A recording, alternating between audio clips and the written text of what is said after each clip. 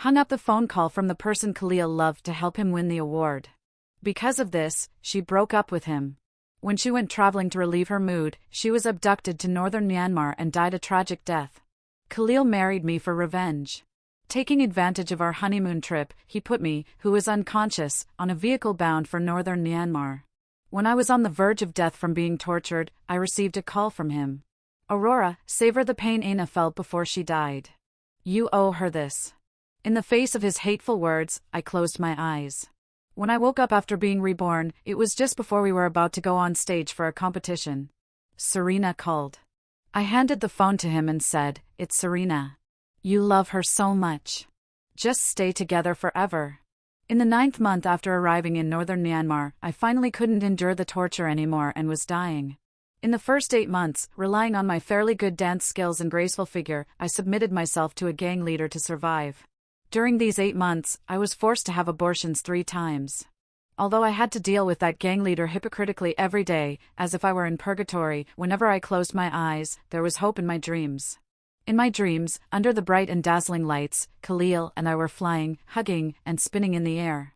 Each time we soared high, I would loosen the silk ribbon, trusting my body to Khalil and also my life to him. I could hardly imagine how worried and remorseful Khalil would be when he lost track of me. Therefore, even though I knew that if I continued to deal with the gang leader, I might be able to live for a few more years, I still risked my life to escape. I had planned this escape for 8 months and thought it was foolproof, but I was still caught and taken back. The gang leader ordered people to break my legs. He then threw me to his subordinates and told them to do those filthy things to me. In just 1 month, my will to survive gradually disappeared under the inhumane torture. When I was on the verge of death, it seemed that I saw Khalil and I standing side by side on the podium. It seemed that I saw him kneeling in front of me, saying piously, "Aurora, marry me." It seemed that I saw him and I accompanying Grandpa sitting around the table and having the most ordinary dinner. A month has passed, and she's still not dead. We've tried so many ways. This woman is really tough. Hey, answer the phone. One day, someone kicked me and pressed the phone to my bloody and mangled right ear. Aurora. In the 9th month, although I had never shed tears before, just hearing these 2 familiar words made my tears roll down instantly. It was Khalil. However, my throat had already festered so badly that I couldn't speak. I originally regretted that I couldn't tell him not to worry about me, to find another partner, and to find a nice girl to spend his life with. I regretted that I couldn't ask him to take good care of Grandpa. But I didn't expect to hear his harsh and filled with hatred words. Aurora, savor the pain Serena felt before she died. You owe her this. You could even hang up Serena's distress call with a heart as venomous as yours. You deserve to die a miserable death. Your grandpa is also dead. I told him the news of your death in advance. When he was in a hurry and rushed to the police station to report the case, he was hit by a car and died. Grandpa! Grandpa! The person I was still worried about before I died had caused the death of my only relative. Khalil, how could he be so cruel? After hanging up the phone, someone laughed wildly and freely beside my ear with a shrill and piercing voice. Ha ha ha, Aurora, how does it feel to be betrayed and killed by the person you love? What a satisfying revenge. A hand grabbed my neck. Finally, the light of my will to survive was extinguished. Finally, I died in Khalil's hatred. Khalil hated me because I hung up the distress call from Serena, the girl he liked, right before we were about to go on stage for the national competition. Khalil and I had been partners in aerial silk acrobatics since we were children. Aerial silk acrobatics has a certain degree of danger. Once, when Khalil was holding me and hanging in midair to perform movements, the part where the silk ribbon was connected above split, and we both fell hard onto the stage. But only I knew clearly that at the moment of the split, Khalil had placed himself beneath me. Later, I only had slight abrasions while he had to lie in bed for 3 months before recovering. For over 10 years, we had supported each other and entrusted our lives to each other. I originally thought that since we could entrust our lives to each other, we would surely support each other and stay together for a lifetime. However, I didn't expect that Khalil would meet Serena, who was flamboyant and rebellious. Serena was a female student from the neighboring technical school. Her family had some influence. It was said that her father had quite a number of hooligans working for him. She would put on the thickest smoky eye makeup, lean against the window smoking and laughing loudly. She would put one foot on the railing to block the passing classmate. She would bite open the beer bottle cap and drink up a bottle of beer in one go. Compared with her, the life of Khalil and I was really dull, hard, and boring. Every day was nothing but practice. Even when our necks and palms were rubbed raw, we still didn't dare to stop. A few days before the upcoming competition, Khalil was distracted because he was thinking about going out to meet her and made a mistake. His hand slipped when he grabbed the silk ribbon, and we almost had an accident. Teacher Fong criticized him severely because a few days before that, a senior brother didn't hold on tightly to our senior sister, and she fell from the silk acrobatics and died in the hospital after failing to be rescued. Precisely because I was afraid that he would be distracted in my previous life, I resolutely cut off Serena's incoming call. Actually, there was another reason. I knew that once the call was connected, he would most likely give up this competition that was only held once every 3 years. After all, Serena's was a distress call. She would shout help in a panicked voice on the phone and cry, "Khalil, don't worry about me. I'm okay. You do well in the competition and strive to win first place. Don't let Aurora down." However, this distress call was fake. Everything was a trick she directed and acted herself to prove how much Khalil cared about her. The reason I knew this was that on the second day after Khalil made a distracted mistake, Teacher Fong punished him by making him practice for an extra 2 hours. He was worried that Serena would be angry, so he asked me to give her the jade pendant left by his mother as compensation and to apologize to her on his behalf for being late. Unexpectedly, when I went there, I happened to see her being hugged around the waist by a boy under the shade of the silk tree by the wall of Serena's school. I heard her say nonchalantly, "Khalil, apart from having a good figure and being somewhat good-looking, he's useless. He's just an obedient dog around me. Believe it or not, I can make him give up the national dance competition." After that, she affectedly rehearsed those insincere words. After being kidnapped, it made the boys beside her laugh uncontrollably and repeatedly curse Khalil as a fool. The competition was just around the corner. I was afraid that telling Khalil about this would affect his performance, so I kept it a secret. Before the competition, I deliberately borrowed his mobile phone, saying that I wanted to call Grandpa. Thus, I successfully cut off Serena's distress call. After the performance ended, I handed the phone back to him and told him that Serena had called before the competition. He took the phone and saw that there were 36 missed calls on it. Immediately, he panicked. After answering the call, I don't know what he heard, but his look at me changed instantly. There was disgust, hatred, anger. He didn't say a word before rushing out. When he brushed past my shoulder, he almost knocked me down. Khalil and I didn't waste our years of hard work, and we won the second prize in the competition. But only I was left standing on the podium that night. Khalil didn't return to school. I heard that he had been looking for Serena all night. The next day, Serena appeared in front of him unharmed. After having a big fight with him, she went traveling alone. Khalil didn't show any abnormality and continued to practice with me as usual in my spare time during training.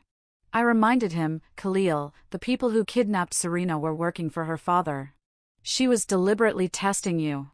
Serena lost her mother when she was young and lacks a sense of security. She's just trying to make sure whether you love her or not." It turned out that he already knew the truth at that time. He hadn't been blinded by hatred yet and instead comforted me, "When she comes back, I'll explain everything clearly to her."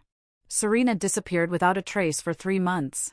On Khalil's 20th birthday, she called, telling him again and again that her work number was 995, hinting that she was being controlled in northern Myanmar. Khalil called the police.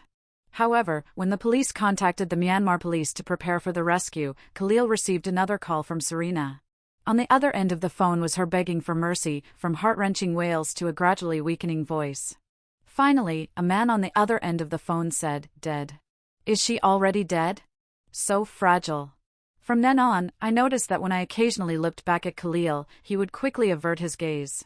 At that time, I never thought that he did that to hide the hatred in his eyes. He resumed his previous state of practice and was even more serious and hardworking than before. 2 years later, after we won a trophy in a competition, he proposed to me in front of the cameras and all the audience. Engagement, marriage, honeymoon, everything went smoothly until during our honeymoon trip. When he went to buy me some water, a handkerchief with a strange smell was tightly pressed against my mouth and nose. It was only until I was on the verge of death that I realized that Khalil had deliberately taken me there and deliberately gone to buy water. It turned out that he thought Serena's death was because of their quarrel, and the reason they quarreled was that I had hung up the phone. However, from beginning to end, he never knew that Serena was actually still alive. Khalil never knew from beginning to end that he was actually just one of Serena's pawns, a pawn that accidentally swam into her fishing net and was originally supposed to be shipped to northern Myanmar. I also gradually pieced together the whole picture of the incident in the last few days of my previous life. After I was caught and brought back when I tried to escape, the gang leader originally just wanted to detain me, but someone from a higher level said that I must be punished more severely. The people sent by the higher-ups broke my legs and threw me to those low and filthy men to do those filthy things to me. After suffering inhumane abuse and huddling in the corner in despair, the person from the higher level came in. It was Serena. She looked down at me arrogantly. "Aurora, do you know? The moment I saw you, I hated you. I wanted to crush the light in your eyes. As the daughter of my enemy, you don't deserve to have dreams. Now I finally succeeded."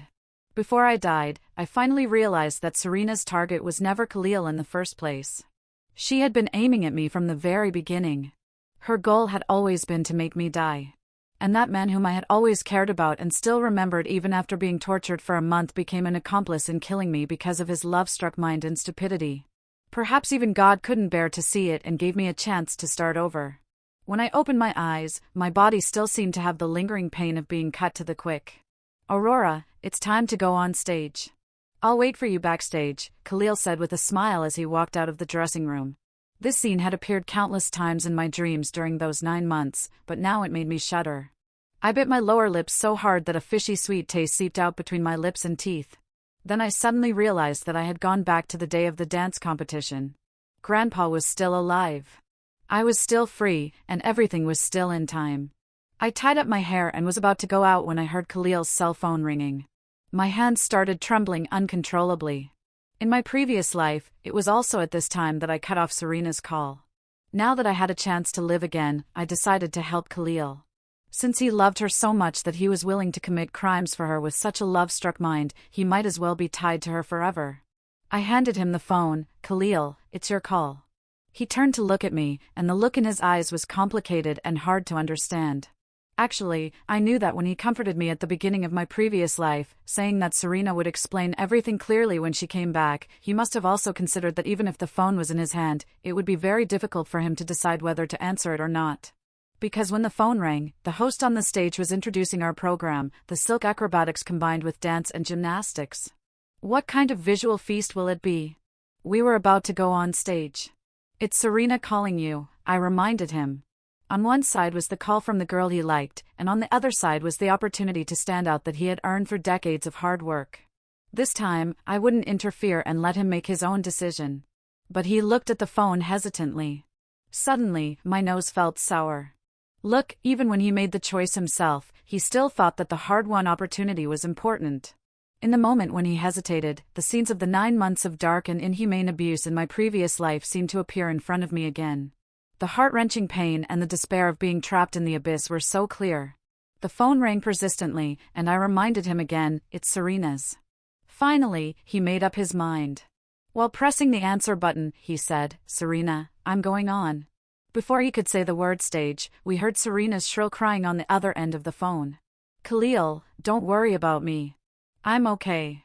You do well in the competition and try to win first place. Don't let Aurora down." It was exactly the same as what she had rehearsed beside the schoolyard wall that day. Next, please enjoy Flight brought by Khalil and Aurora. When the introduction ended, he rushed out. "Sorry, Aurora. Serena is in danger." I watched his figure running farther and farther away, watched him running towards the real danger, then turned around firmly and tightly grasped the red silk. It was as if I was grasping all the hopes of this life. I went on stage alone. All the movements that required two people's cooperation, such as midair rolls, spins, and upside-down hangs, couldn't be completed. I could only rely on my usual dance foundation to improvise on the spot and add some individual dance movements on the silk ribbon to finish the performance. The result was predictable. I was eliminated miserably.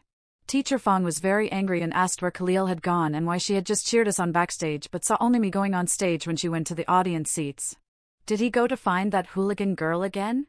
I didn't say a word. She immediately understood and cursed with a sense of disappointment. "Stupid.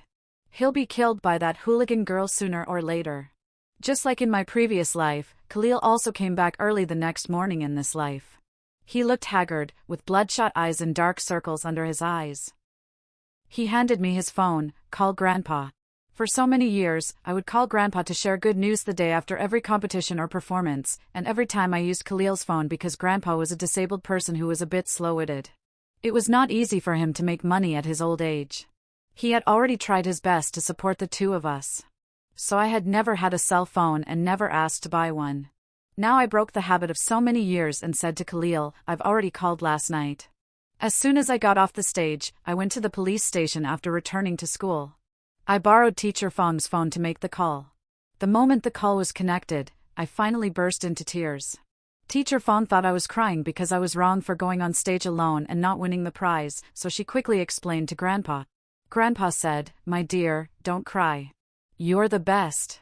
There was a bit of panic in his voice. "Grandpa, I miss you. Grandpa will come to see you tomorrow." Now I walked around Khalil and saw the hunchbacked figure sitting on the wooden cart outside the schoolyard wall. "Grandpa!" My eyes felt hot and sour. In my previous life, after Grandpa heard the false news that I had died in northern Myanmar, he hurriedly rode the wooden cart to the police station and was run over by a speeding car. I turned around and saw that the culprit was still standing there, looking in my direction. I clenched my fists tightly, and my fingernails dug into my palms painfully. Doubtlessly, he really deserved to die for his ridiculous love. It wasn't enough that he hated me, but he also had to involve my only family member. What's hateful is that from beginning to end, he was just a chess piece used by Serena to deal with me. Actually, there was another reason why I cut off Serena's call in my previous life.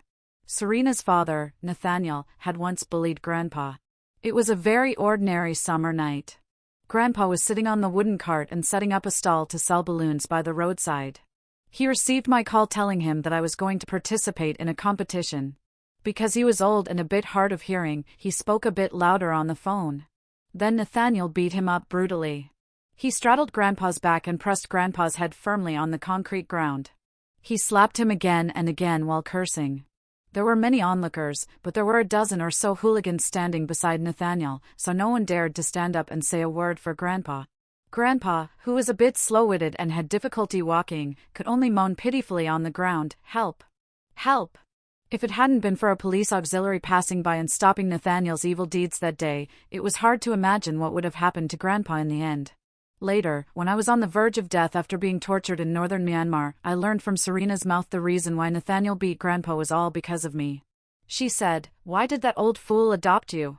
There are so many orphans in the world. Why did he have to adopt the daughter of our enemy?" Yes, Grandpa wasn't actually my biological grandfather. He was the village guardian in their village. It was said that the village guardian sacrificed one of his souls and reincarnated as a slow-witted person to protect the peace of the land, expel evil spirits and demons. Therefore, he seemed normal but was always a bit slower in reaction than normal people. I still remembered that when he picked me up, I was only 5 years old. At that time, I kept crying for my parents every day. Every time, he lied to me that my parents had gone to make money to buy me candies and would come back during the spring festival. Year after year, on the eve of the spring festival, I stood under the big locust tree at the entrance of the village, looking forward to their return.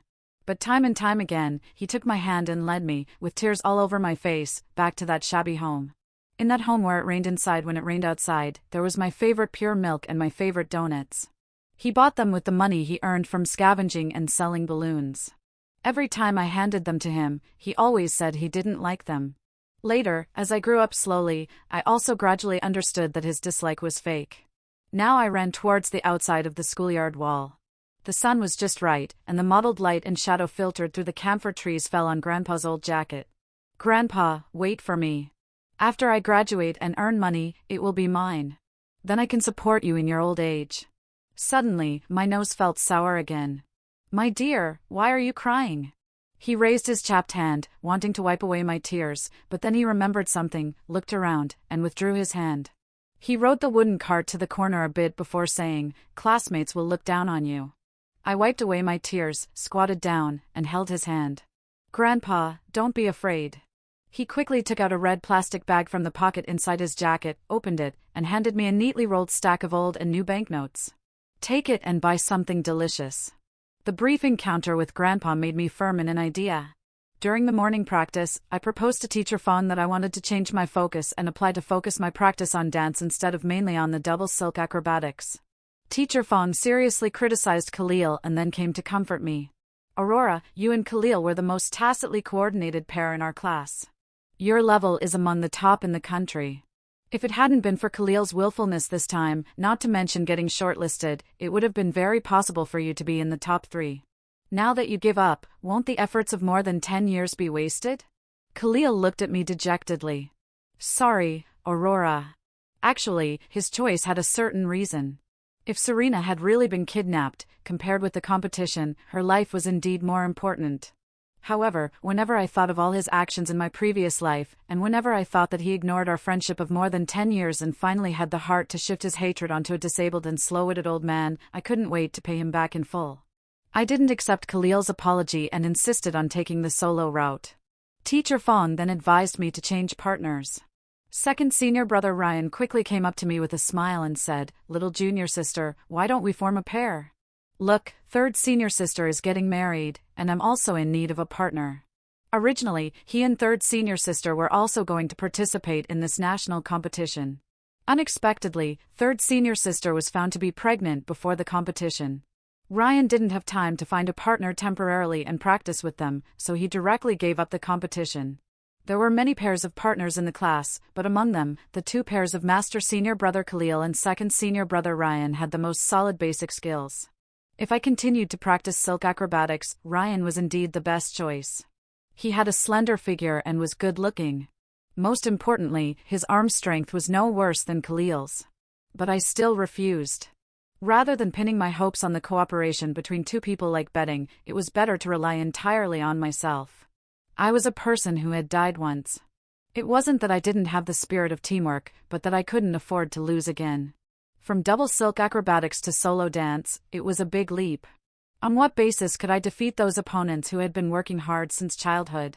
If you want to win, you have to spend more time and make more efforts. On a late night in the second week after the competition, the dance practice room was empty. I was the only one left practicing the most basic movements over and over again. When I went back to the dormitory after practicing, I found Khalil standing under the camphor tree. "Aurora, I'm sorry." I walked around him and went straight to the corridor. "It's all my fault that you missed an opportunity for nothing. We've been partners for over 10 years. Don't be so headstrong." He followed me all the way upstairs. I turned around and said, "Khalil, is this why you're here at this time?" After the competition in my previous life, he came to invite me to travel. He said it was compensation for not being able to receive the award with me, and he would cover all the expenses during the trip. Later, I found out that this invitation was instigated by Serena. So Serena had wanted to target me that early. Fortunately, I was so blindly in love at that time that I resented Khalil for being so blind as to fall for such a girl and being foolishly manipulated by her. I was angry that he couldn't see through Serena's tricks and left me to find her on such an important occasion as receiving the award.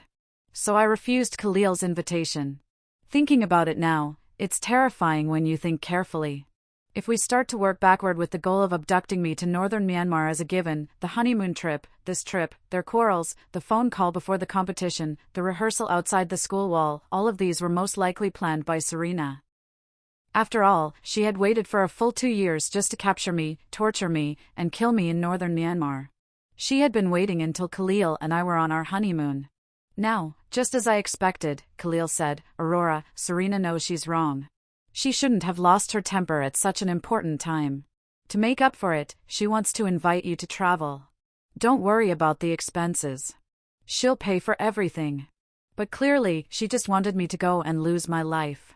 Before I closed the door indifferently, I said, "I won't disturb your two's world. Since you can love her so much that you can't tell right from wrong, disregard the law, and be so vicious and cruel, then you should go to this enthusiastic invitation by yourself." The next day, when I was sweating profusely from practicing, Ryan came over and patted me on the shoulder. "Aurora, stop practicing. Come and watch the fun." It turned out that Khalil and Serena were quarreling. It was just outside our school wall. I wasn't interested in watching because I knew that after this quarrel, Serena would go on a trip and then be killed. "Hey, Aurora, your grandpa is also outside the school wall. He came early in the morning. I asked him if I should call you, but he didn't want to disturb you while you were practicing, so he's been waiting until now." Ryan slapped his forehead, looking a bit annoyed. Just now a junior fellow apprentice dislocated his wrist on the way. I was in a hurry to send him to the hospital and forgot to tell you. I immediately started running outside.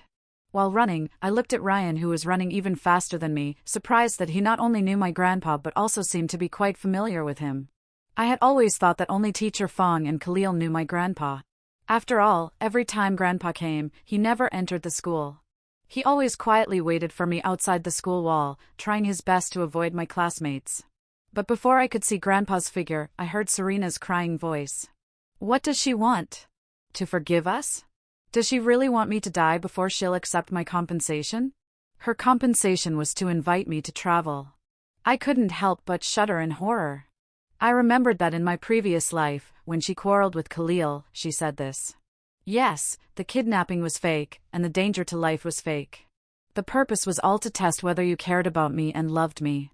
Yes, I was wrong, but why did you let an outsider touch your phone, Khalil? Or is it that you found out that all of this of mine was fake, so you're disappointed? Do you really want me to die to be happy? Whether in my previous life or now, she mentioned the words "want me to die." Actually, from here on, she had been secretly laying the groundwork, right? Otherwise, how could Khalil obediently drug me and send me onto the car bound for northern Myanmar? I stood outside the school wall, looking at her pitiful crying appearance, clenched my fists, and sneered, "Yes, you can just try dying." She turned around in surprise and looked at me on the other side of the iron fence. "Khalil, you're bullying me too much." She turned around and ran away. Soon, I heard a muffled groan. It was Grandpa's voice. Then a big bunch of balloons floated up into the sky. The four corners of the school wall were built with brick walls about 10 m long. Except for the four corners, the lower part of the school wall was made of bricks and stones, and the upper part was a carved iron grill. Grandpa's voice came from the corner outside the wall. I couldn't see it inside the wall, so I could only run towards the gate as fast as I could. When I got there, I saw Ryan throwing a fierce punch at Khalil. "What the hell? I don't care if you're blind, but if you let this kind of woman come to our school again in the future, I'll beat you up every time I see you." It turned out that with his height and jumping ability, he climbed over the wall one step ahead of me. "Ryan, forget it. Forget it." Grandpa covered his waist and persuaded. I quickly ran towards Grandpa. When I squatted down, I found that the skin on both of his palms was scraped and oozing bright red blood. There was a large patch of dust on his sleeves and shoulders. "What happened?" I asked. Perhaps the way I slowly stood up was too intimidating. Khalil forgot to dodge and took Ryan's punch firmly. "She was just angry for a moment," he mumbled while covering his face. There was no trace of the unrestrained and heroic spirit that he had when flying in the air at this moment. I realized that in my previous life, what I liked was just him with the filter of the senior fellow apprentice. What I liked was just the him in my imagination, and the real him didn't deserve the full of joy I had for him at that time. I asked again, "What happened?" Ryan carried Grandpa on his back and said, "The one he's chasing was angry with him and kicked Grandpa's wooden cart, causing Grandpa to fall down." "Grandpa, let's go to the hospital first. I'll settle accounts with this guy later." "No, no." Grandpa quickly waved his hands. Grandpa didn't dare to go to the hospital. Going once would cost him the living expenses for many days. I held Grandpa's wrist, looked at the small stones embedded in his palm, and slapped Khalil backhandedly. This slap wasn't enough to relieve my hatred. Khalil looked at me, and gradually his eyes turned red. "I'm sorry." If sorry was useful, what would we need the police for? How could such a light apology relieve my hatred? When I finished practicing in the evening, Ryan leaned against the door and grinned at me. "Well, wasn't I very brave in the fight this morning?" "Hey, Aurora, I really didn't expect that your slap was so powerful. It was even stronger than my fist. Khalil's nose was bleeding from your slap." I dug my ears, and he immediately said, all right, I won't say it anymore. "Here, this is for you." After saying that, he stuffed a package into my hand and turned around and ran away. When I opened it, I saw a pair of pink dance shoes. I looked down at the pair on my feet and curled my toes. I had worn this pair for too long, and there was already a hole in the front sole of my right foot. How did Ryan know about it? Just like in my previous life, Serena went on a trip alone to relax after this quarrel. However, this time I paid more attention to Khalil's reaction than in my previous life. I found that when Khalil was getting used to his new partner, he was often absent-minded. On the third night of Serena's trip, I met Khalil on my way back to the dormitory. He was on the phone in the shadow of the tree and didn't see me. His tone sounded very worried. "Why are you still outside alone so late? You're in a strange place." "I'm sorry, okay? My lady, I didn't mean to be harsh. I was just too worried about you," and my voice was a bit louder. "She didn't really want you to die. How could I side with her? I'm sorry. When she said that you could just try dying, I shouldn't have failed to stop her. Go back to the hotel, please." Yes, she's vicious." He, shrouded in the dark shadow, was like being trapped under an evil thing. I suddenly understood that Serena's phone call was also laying the groundwork for Khalil to hate me later. Later, unfortunately, I didn't hear it in my previous life. Once people deliberately pay attention to something, they will discover details that they usually can't notice. The next day, I found Khalil on the phone again at the same time and in the same place. He was obviously more flustered than the day before. "Someone's following you, Serena. Don't scare me." "Yes, I'm sorry. If I had come out with Aurora to accompany you, you wouldn't be so scared." "Serena, send me your address. I'll go to find you first thing tomorrow morning." Yes, she shouldn't have kept not forgiving you. She's too narrow-minded. So Serena kept fanning the flames of hatred in Khalil's ears over and over again. When the quantitative change accumulated to a certain extent and then with her disappearance, a qualitative change was triggered. Finally, with her death as the trigger, that wind was finally planted in Khalil's heart, turning into a seed, slowly taking root, sprouting, and growing into an evil and vicious vine. On the third night, Khalil was still on the phone at the old place. He couldn't go to accompany Serena because Serena was still throwing a tantrum and didn't send him her address. On this day, he changed from being flustered to being afraid. "Serena, where are you? Serena! Serena, don't hurt her. I'll give you anything. Hello? Hello?" I indifferently watched him turn around in a panic like a trapped beast in the dark shadow. I watched him desperately smash his phone on the ground, squat down, and cry bitterly while hugging his head. When I turned around to leave, he suddenly raised his head and looked in my direction. He saw me standing under the street lamp, surrounded by soft light, but I couldn't see clearly what expression he had in the shadow. At this moment, he slowly stood up.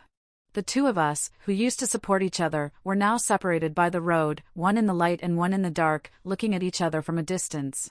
This concrete road that separated us was like an insurmountable chasm, cutting off all our previous tacit understanding, unity, hope, and longing for the future. It was like the hand of fate pushing us to different directions. At this moment, I finally understood why Khalil's hatred was so deep in my previous life. After all, if I hadn't cut off that phone call, there wouldn't have been the subsequent chain reaction. I just don't know in this life, if I didn't cut off the phone call, would he still hate me that much? In the following 3 months, Khalil became even more dispirited. He often got drunk and cried bitterly in the middle of the night. He made frequent mistakes during practice. Once, when performing a very simple split in the air during aerial silk acrobatics, he failed to hold onto the red silk tightly, causing both himself and his partner to fall from midair.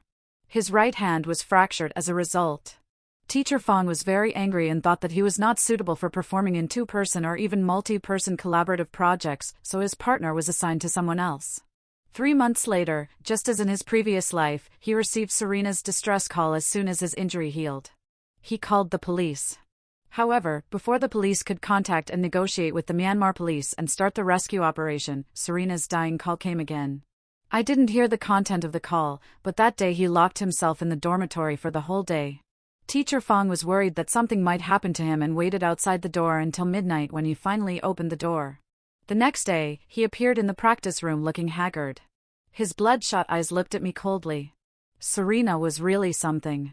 I wondered what she had instilled in him before her death that he ended up hating me. However, compared to the pure hatred in the previous life, this time he was clearly struggling a lot because he knew clearly that the real culprit who ultimately led to Serena's tragic death was not me, it was herself. She brought about her own death through her own actions. Khalil was really a good actor. 3 days later, he knelt at the entrance of the practice room and confessed to Teacher Fong, apologizing for being bewitched by Serena and missing out on the trophy as well as for his own degeneration and lack of progress. Teacher Fong's heart softened and she forgave him. "Aurora, I'm sorry. Give me a chance to win a championship for you." He looked at me pitifully, as if he was truly filled with guilt. I didn't stop the stretching exercise I was doing at all and didn't even glance at him. I can win the championship on my own. As long as one works hard enough, one will possess absolute strength and the courage to face any difficulties. Teacher Fong was soft-hearted but also clear-headed. She didn't feel at ease in trusting the life safety of any girl to Khalil again. Instead, she advised Khalil to take the solo route, just like I did. However, solo dance had no advantage for Khalil, who had mainly practiced aerial silk acrobatics before. After all, for men in aerial silk duos, strength was more important, and their agility seemed insufficient compared to ordinary dancers. Moreover, with Khalil distracted by trying to pursue me, his career progress was very slow. Yes, just like in his previous life, in order to ease his inner pain, he gradually shifted his hatred onto me as an outlet rather than hating himself for his incompetence and having to helplessly listen to the death of the person he loved. Rather than suffering, feeling distressed, and being remorseful by himself, he chose to turn it into hatred towards others. He started to stay behind to practice more after everyone else had finished their practice, hoping to accompany me back to the dormitory. He began to buy small trinkets for me and would buy flowers on festivals. In my previous life, I thought he had turned over a new leaf and finally realized his true feelings, so I gradually accepted him. And this life, I also tried to make myself gradually accept him. After all, I still needed to bring him to justice through proper means. However, someone became an obstacle to Khalil's approach to me. Ryan showed his fist at him countless times. "Khalil, get the hell away from here. If I see you approaching Aurora again, I'll beat you to death." He stood in front of me worriedly. "Aurora, don't believe him. Keep your eyes open." Of course I wouldn't believe Khalil. However, I still pushed Ryan aside. He grabbed my shoulder hurtfully.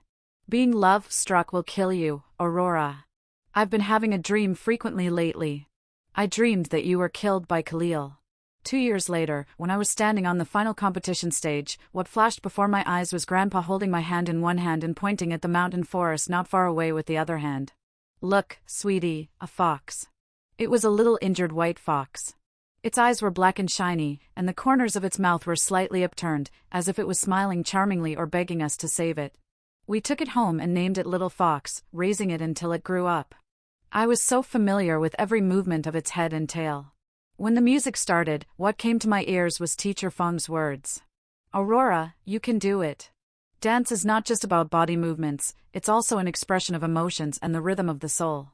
Dance, show the charm and cuteness of the little fox. Show its charm and agility." 2 years had passed. No, it should be said that 15 years had passed. Finally, I could stand on the stage to pursue the light in my heart and become a more dazzling version of myself. This time, I didn't rely on anyone. My every smile, every gesture, and every step seemed to be those of the proud and charming little fox. After just a few movements, I heard an exclamation from the judge's bench. "Ah!" I looked over with a charming smile and saw the youngest judge covering his mouth and looking at me in disbelief. His eyes were as bright as stars. I knew that he was attracted, seduced by the innocent, lively, and agile little fox. Throughout the dance, there were continuous exclamations from him and bursts of thunderous applause. My sweat and tears could finally be seen and recognized by everyone. Today, under the bright lights, the result of the competition was just as I expected. I won the championship with the dance Little Fox. At the same time, I successfully gained popularity. There were a flood of positive comments on the internet. People were amazed at my natural charm, my various styles, and even more amazed at why I was dressed so conservatively yet still so sexy. When I took my curtain call, I looked at Khalil in the audience. He stared at me blankly, not knowing what was on his mind. Maybe he was regretful. Maybe he was unwilling. We started from the same point, but in the end, we stood at different destinations. In these 2 years, he was preoccupied with hatred, and his gradually distorted and torn mentality made him give up his dream and make no progress in his dance skills, while I had become the person he had originally wanted to be. When I got off the stage, he came up to me, knelt in front of me with a bouquet of flowers in his hands, and proposed to me. I looked up and saw Ryan standing not far behind him, looking at me with red eyes. I took the bouquet of flowers from Khalil's hands and looked down at him. "Khalil, do you really love me?" He nodded solemnly. I smiled, a smile at his self-deception. "Then, before we get engaged, let's go traveling." I set the departure date on the same day as in my previous life, May 20th. On the high-speed train, I asked Khalil, "If one day Grandpa did something to wrong you, would you cause his death?" He was startled, and after a long while, he said, "How could that be? If you think I caused the death of the person you love the most, would you cause my death?" He rubbed my hair. "Aurora, what are you talking about? Why are you being so strange today? Aren't you the person I love the most? Don't talk about life and death like this in the future." In my previous life, I might have been moved to tears by these words, but now hearing them just made me feel sick. In these 2 years, he had already gone bad. After Serena's death, he had contact with the gang of hooligans who used to follow Serena for the sake of money. He had gradually started to get involved in their business. I was his way of pledging allegiance. I was also the start of his criminal path. Now I finally understood that the reason why Khalil sent me to northern Myanmar was not just to avenge Serena. Presumably, it was more because of greed. He did it for himself. The next day, we arrived at the place where I was drugged and fainted in my previous life. Khalil pursed his dry and cracked lips. "Aurora, I forgot to bring water this morning. Wait for me. I'll go ahead and buy 2 bottles of water." I glanced at the van parked not far away. It was that van that took me away in the past. "Okay, I'll wait for you here." 15 minutes later, Khalil opened the door of the van. "Let's go quickly." When he saw me sitting inside and looking at him soberly, he couldn't help being shocked and said, "You." I patted the seat beside me. "Khalil, it seems that I have to treat you to a prison meal." A silver bracelet was clasped around his wrist. He was pushed into the van and sat beside me. I smiled slightly. "Shall I tell you this story? Oh, by the way, at this moment, you must be eager to make a phone call to someone, right?" I dialed a video call. Soon, Serena's face appeared on the other end. Khalil was so shocked that he couldn't control himself. It turned out that he didn't know until now that Serena was actually still alive. He only realized now that everything was a scheme set up by Serena. And Serena cursed at the screen, "Khalil, you son of a... You're a traitor." She didn't know that the real traitor was herself. In my previous life, she talked too much before I died. She grabbed my hair and said viciously how much she hated me. She said that it was my parents, who were police officers, that killed her mother. She said how could the daughter of a murderer have light in her eyes? How could she still have dreams? She said that I should live like a rat in the gutter. So she tried every means to get close to me, but she found that I hardly ever left school, and every day was just spent on practice. Later, she went to great lengths to get close to Khalil and make Khalil fall in love with her. She said that the reason why I was so lucky to submit myself to that gang leader in the first 8 months after arriving in northern Myanmar and avoid more inhumane abuse was that Nathaniel in China was ill. She was afraid that I would be played to death and that she couldn't take revenge with her own hands, so she asked that gang leader to take me in. She was so proud of how she had completely dragged a good person into the abyss. She said that Khalil's mind was not firm at all. After she took him to enjoy a few times, he was blinded by money and became their accomplice step by step. I relied on all these things that she showed off in my previous life and contacted the police. Taking the entanglement between my parents and Serena's mother as a starting point, I reported to them what was going to happen on May 21st. The police were extremely perceptive. Soon, they found out Nathaniel's hospital address and arrested both her and her father at the same time. They divided their forces into 2 groups to arrest Khalil and his accomplice almost at the same time. Khalil and Serena were arrested in different cities. Now they were really trapped. So it's really true that bad guys die because they talk too much. Serena finally lived the life of a rat in the gutter as she wished. In the future, something even more exciting is waiting for her. 1 month later, Khalil committed suicide. It said that he suffered a lot in prison. One day, when he was struggling to avoid the so-called dropping the soap situation, he hit his head. From that day on, he seemed like a different person. He often murmured with tears streaming down his face, "I'm sorry. I'm sorry." Actually, I knew what he meant by "I'm sorry." His family wasn't wealthy. Having been used to a hard life since childhood, he had an extraordinary longing for money. After his mother passed away, his father worked at construction sites carrying bricks to earn money for his silk acrobatics training, hoping that he could earn more money in the future. The most important reason why he was so easily dragged into trouble was that his father had cancer and needed a lot of money for treatment. I went to see Khalil before he died. I said a few words to him. "Khalil, if you had hung up Serena's call before the national competition, maybe you would have been standing on the podium that day. You became the brightest star through your hard work and sweat, earned money honorably, and your father would surely have been very happy with your looks and other advantages. Maybe you would be even more popular than me now. Perhaps you would receive better endorsements and invitations to variety shows than I do now. Why worry about the medical expenses at that time? His expression changed. He replied after a while, yeah, if I had hung up that call. This tall and strong man suddenly burst into tears. Look, in the end, he still thought that he should have hung up that call. My choice in the previous life wasn't wrong. When I walked out of the prison gate, Ryan came up to me. The sunlight shone behind him, casting a warm and hazy golden glow. Do you still hate him? Yes, I do. I smiled at him. However, I can't always be trapped in hatred and ruin myself. Otherwise, wouldn't I be the same as Khalil in the previous life? People in this life should work hard, strive for things, gain something, lose something, get back what they lost, and then learn to let go. Let go of others and, more importantly, let go of ourselves.